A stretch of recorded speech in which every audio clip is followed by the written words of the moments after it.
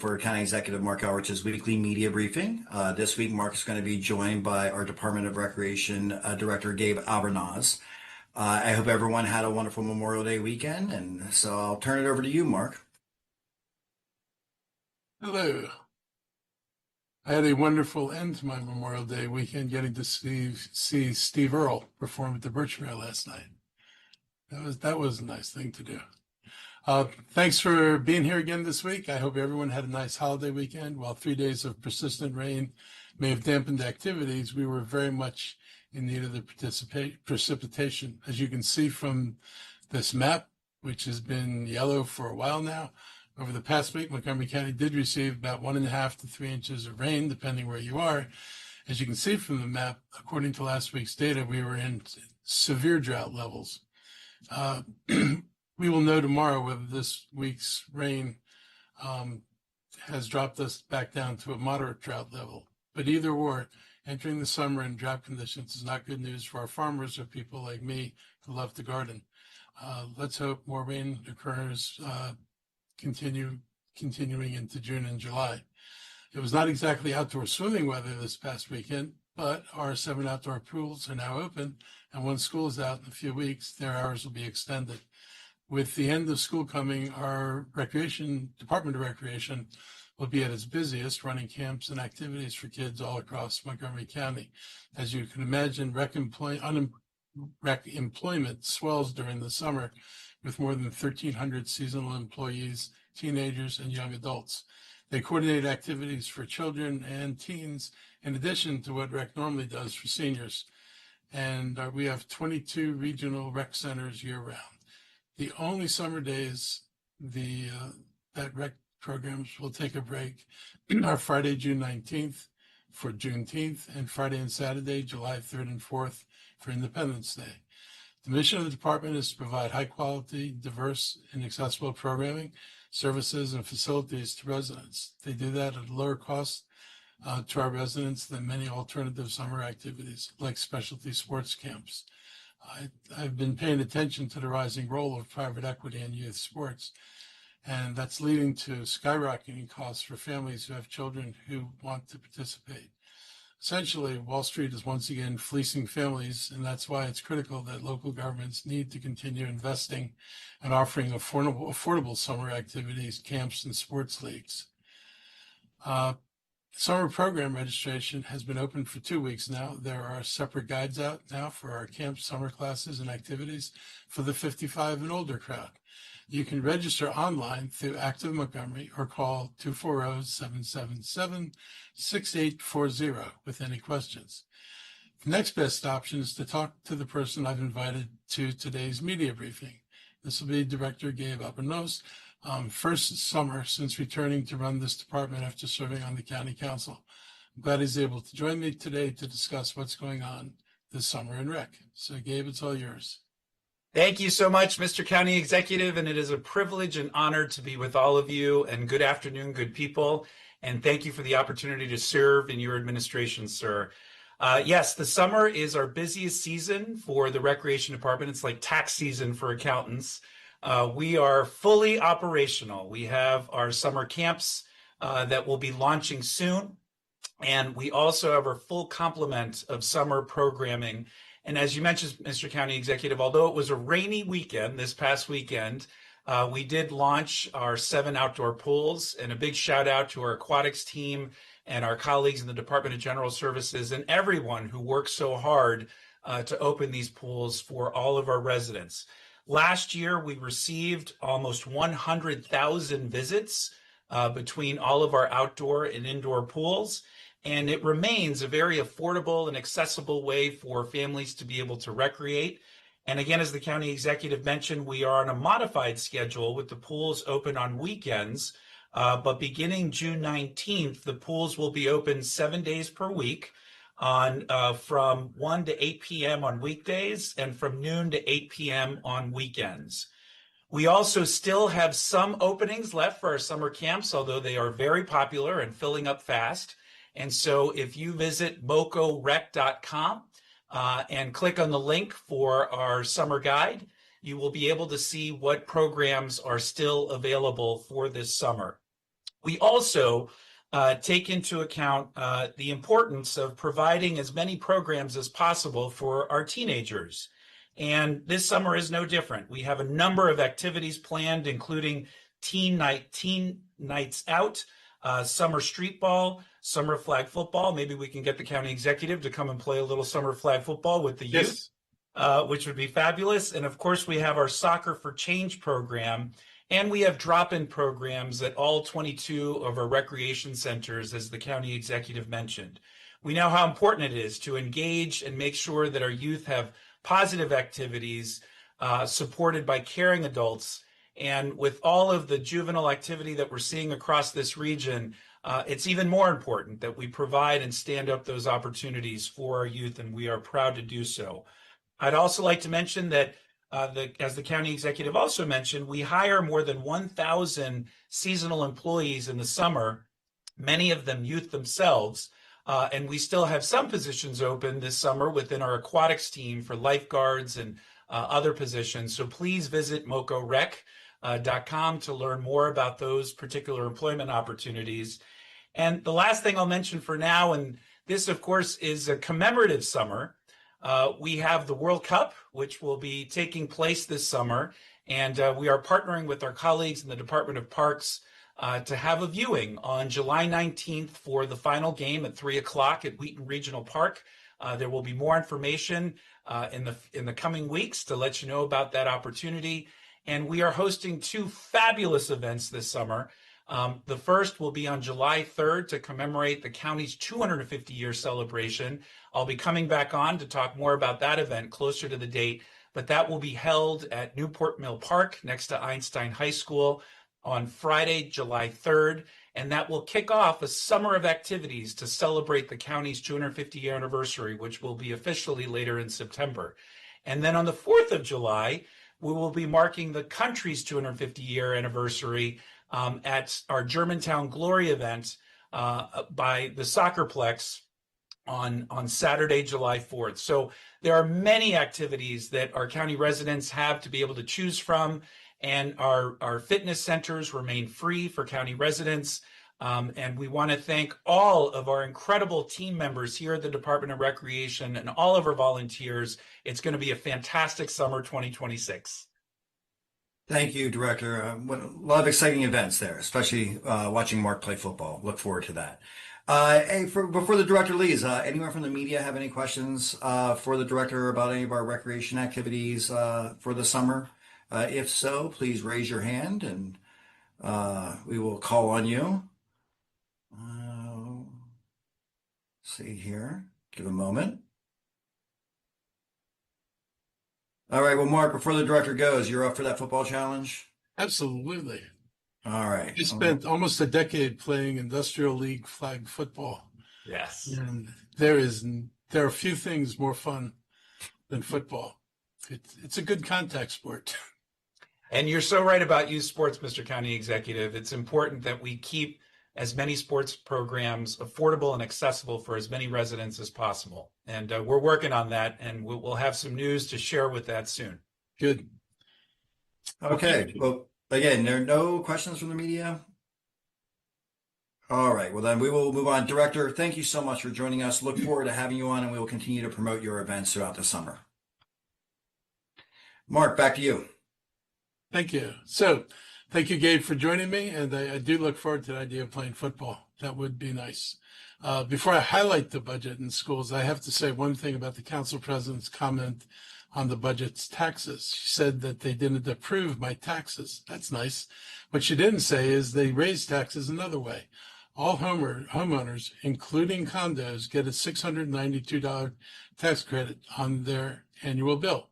But I should say they used to get it. The credit reduces your property taxes by $692.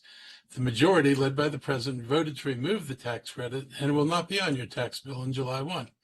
That means your property taxes will go up by $692. That is a tax increase. I don't know how you can say it any other way and do that with a straight face, but it is flat out a tax increase. Developers, of course, will contribute no additional taxes to this effort to fund the budget. The full weight of the so-called non-tax increase falls on backs of residents, and my budget was balanced without creating a $150 million reduction in revenue going into the next budget. And my proposal included taxes on developers so that they paid their fair share. As I discussed last week with the County Council's finalization of the FY27 budget, Montgomery County Public Schools is facing a significant budget shortfall that the council did not address. This is money they had requested and very much needed, which is why I proposed a budget that fully funded their entire request. Unfortunately, they're now searching for $36 million in savings, otherwise known as cuts. Among the reductions currently that are under consideration by the Board of Education are cuts that would eliminate hundreds of employees, including 40 social workers, 18 school psychologists, 17 therapeutic counselors for students who are learning English, and $1.6 million in mental health contracts to serve the students in school. This is a combined reduction in student support staffing, unlike anything our district has seen in recent memory.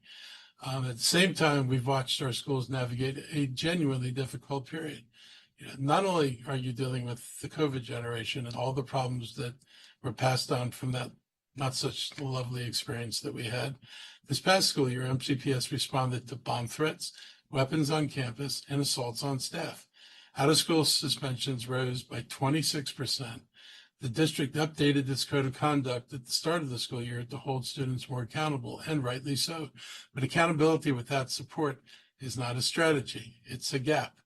The professionals that we risk losing are not ancillary. They're often the front line.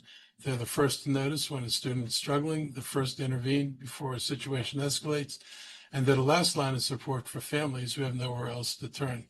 If those positions do disappear, the burden does not disappear with them. Instead, it shifts on to teachers, administrators, families, and ultimately onto our children. I understand the physical realities our school system faces. Difficult trade-offs are unavoidable, given the budget. But I also believe our community deserves a full and honest conversation about what these specific reductions would mean in practice, in classrooms, in hallways, and in homes across the county. A growing body of national data shows that student achievement has been slipping for more than a decade, highlighting concerns about early literacy and the negative impact of technology on learning. If you think about it, that last part's not surprising. When most of us went to school, you get an assignment, read, figure out an answer, and hopefully you get it right. Now it's a very different situation and unfortunately far too easy. Now you give a student a question, they feed it into AI. AI gives them an answer. They cut and paste that into the assignment. They've answered the question. The question is definitely answered, but you didn't learn anything. Learning is the process of arriving at a conclusion, not having somebody plant a conclusion in front of you. You're not likely to be able to support that conclusion on your own if you don't understand how you got there. We've short-circuited the thinking process, and we're seeing the results in student learning and student achievement. That decline coincides with the introduction also of smartphones into the lives of teens and preteens. Why did it take so long for the school system to decide kids really shouldn't have their phones in schools open, sitting in class on their phone instead of listening to the teacher? I have no idea why it took them so long to do that, but it's something that we're paying for. Passing test scores in math are also way down compared to 2013's high watermark, and 8th grade reading levels are the lowest since 1990. There's a lot of need for stronger accountability at every level of the education system. Evidence shows the best performing states tend to pair evidence-based instruction with sustained in-school support for teachers and a renewed focus on measurable outcomes. As somebody who can go back to the days when I actually scored one of the MISPAP tests, the high stakes tests that all kids in the state had to take, and I sat in a room at the old Wooten and had people from the state Department of Education instruct us how to give credit for wrong answers. It's really hard to have measurable outcomes when part of measuring things is you're measuring stuff that's wrong. That is not the way you close the achievement gap. Didn't work then, and I don't expect it's worked since then. At the same time, rising absenteeism reduced reading outside of the school to continue to slow the recovery, underscoring the need for targeted investments, clear expectations as we plan ahead for next year. I'm calling for MCPS leadership and the Board of Education to carefully weigh the downstream costs of reducing student mental health and the behavioral supports at this particular moment. And I'm asking you, parents, educators, neighbors, and residents, to share your concerns with decision makers. Public comment opportunities are available at the Board of Education meetings. I encourage you to attend, write, or speak. Your persistence is as important as your voice on these issues, and your school system's listening, and so am I. I would like to share my concerns about the most recent changes in federal immigration policy. For too long, we've heard the rhetoric that immigration should be allowed when people do it the right way and follow the legal process. Yet the reality is that we're seeing a series of policies designed to make it more difficult, more expensive, and more uncertain for families who are already striving to comply with the law. As a community, we must stand against policies like this. These policies threaten to tear families apart. The Trump administration aims to force parents away from their children and destabilize the mixed status households that have built their lives here. Their proposal is basically to require you to leave here, go to the country you resided in before you came here, apply for status here, and then wait for a decision. In the most brutal form, it takes, most likely one of the adults out of the household, and if it takes a breadwinner out of the household, it creates even greater instability for the individuals who are left here. These individuals, not others, they're our neighbors, our coworkers, they're teachers, healthcare workers, entrepreneurs, people who contribute to every facet of our local economy and community. Beyond the humanitarian cost, these actions are a self-inflicted wound to our economic future. By treating legal immigrants as disposable or unwelcome, we devalue the vital work that they do in our community. True strength comes from a commitment to opportunity, fairness, and the rule of law. We cannot claim to value those principles while simultaneously creating an environment of fear and instability for those who follow the rules and trusted processes. While we celebrate individual legal victories, such as the dismissal of targeted charges against Marylanders like Kilmar Abrego Garcia, we must remain vigilant against the broader efforts to disrupt the lives of immigrants. It's time to advocate for a system that supports family unity and recognizes that our diversity and commitment to legal immigration will help us have a strong economy and keep our country and our county strong.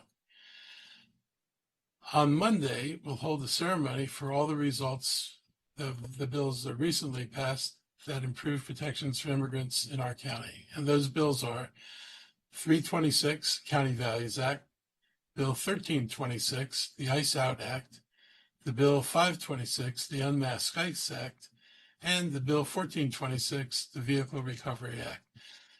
I hope you're able to join us in person at the Isaiah Leggett Executive Office Building starting at 1 p.m. in the lobby auditorium.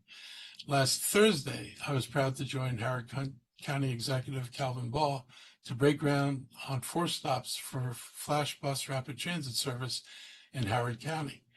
This has been an issue for a long time. People, talking about the congestion on the east side of the county, and especially on New Hampshire Avenue and Route 29, know that the traffic coming down Route 29, a lot of it originates in Howard County. Howard County is not a major job center the way our county is or like the district is. A lot of people come south to go to work. Some people do go north to things up there, but most of the flow is south.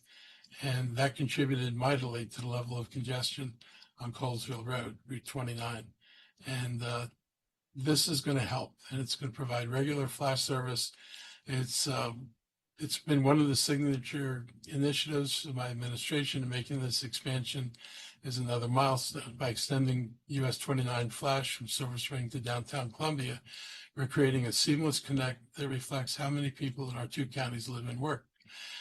Our riders shouldn't have to feel that the line where one county ends and another begins is the barrier and economic opportunity. Instead, we're building continuous community on a highly traveled corridor. US 29 Flash currently carries 2,600 passengers every weekday.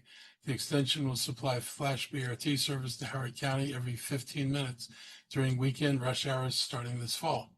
This project opens doors to jobs, housing for more people.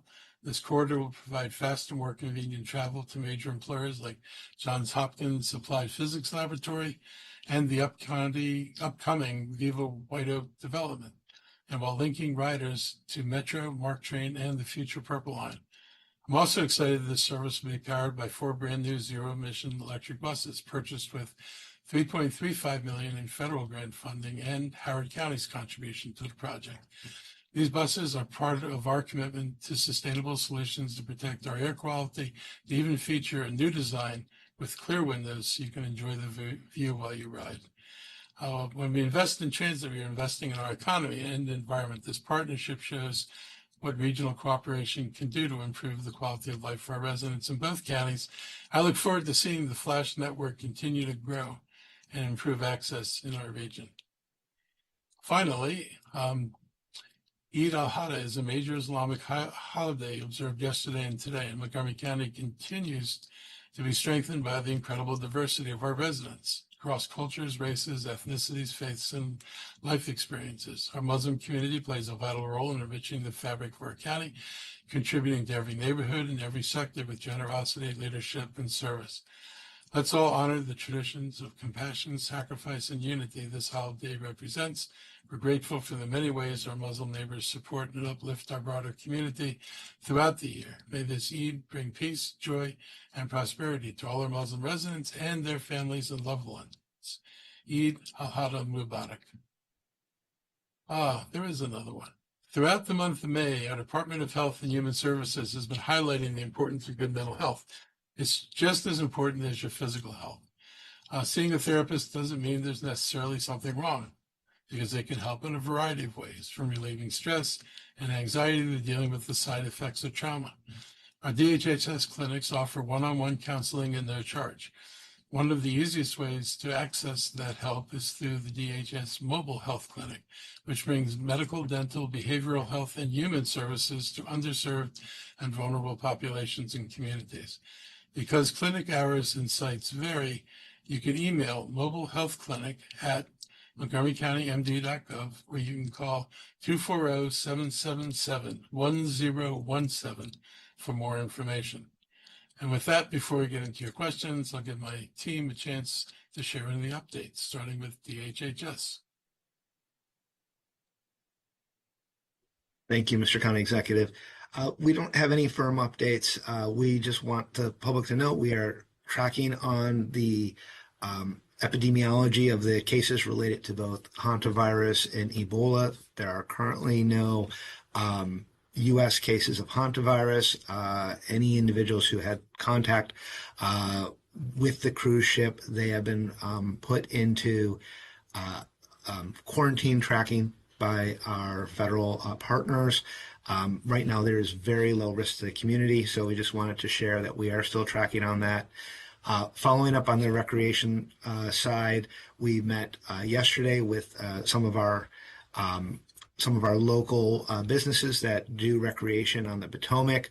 As many people are aware, the past few days have been extremely rainy, and so that we have seen the bacteria levels go up on the Potomac, which is to be expected when there's lots of rain.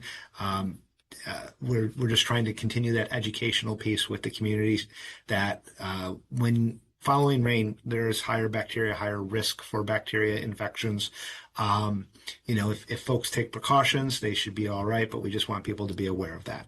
And we look forward to more testing data coming out from our Maryland Department of the Environment partners who are doing sediment testing with the University of Maryland.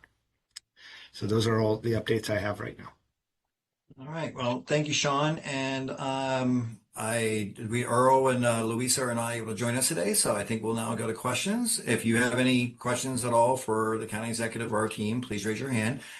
Jenny, I assume it's Jenny Abamu with WAMU, correct? Okay. Do you hear me? Yes. Hey, I don't know why my phone's being weird. Thank you guys for taking my question. I wanted to ask a little bit about the mail-in ballot situation. And I know Montgomery County has, at least the last election, they had the highest number in the state of mail-in voters in 2024. And so I just wanted to kind of hear from you all if you're hearing anything about, concerns about mail-in voting, and then if there are any things that you all are doing, particularly around, election integrity and election security this year.